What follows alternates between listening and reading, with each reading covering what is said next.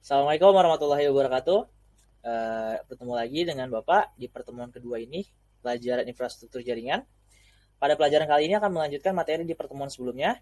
Jika belum menyimak pertemuan sebelumnya, silakan dibuka Google Classroom di kelas infrastruktur jaringan karena sudah Bapak share di sana. Oke, kita lanjut saja. Sekarang materinya adalah mode port switch atau mode port switch, bisa di Indonesia ini ya. Kemarin kita sudah membahas apa itu VLAN, fungsi dari VLAN, dan cara kerja VLAN.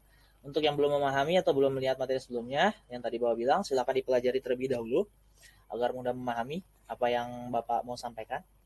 Kita mulai ya.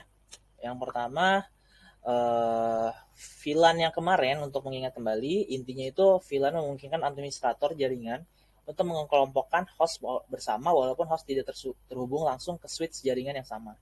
Jadi masing-masing port di switch itu akan mempunyai konfigurasi yang berbeda-beda, akan mempunyai kepentingan yang berbeda-beda. Nah, kalau misalnya apa itu mode port switch? Itu merupakan perintah yang digunakan dalam membuat VLAN. Oke, kita lanjut.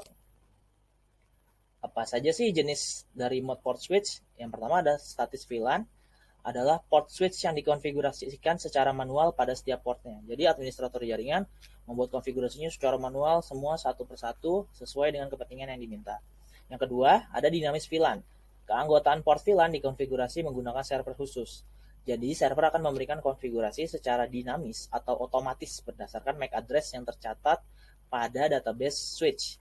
Kalau misalnya ada yang lupa nih, MAC address itu apa? MAC address itu seperti identitas atau tanda lahir atau alamat fisik sebuah perangkat atau LAN card. Oke, lanjut. Selanjutnya kita bahas yang namanya VLAN ID. Apa itu VLAN ID? Dalam proses kerjanya untuk memberikan identitas, sebuah VLAN digunakan nomor identitas VLAN yang dinamakan VLAN ID.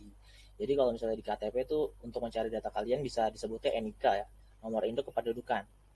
Nah, kalau misalnya fungsinya digunakan untuk menandai VLAN yang terkait. Jadi masing-masing port VLAN bisa dibedakan berdasarkan VLAN ID-nya. Jadi seperti NIK, kalau misalnya yang dicari misalnya nomor induknya Bapak ya pasti munculnya nama identitas Bapak. Kalau misalnya kalian misalnya punya KTP, di situ ada NIK.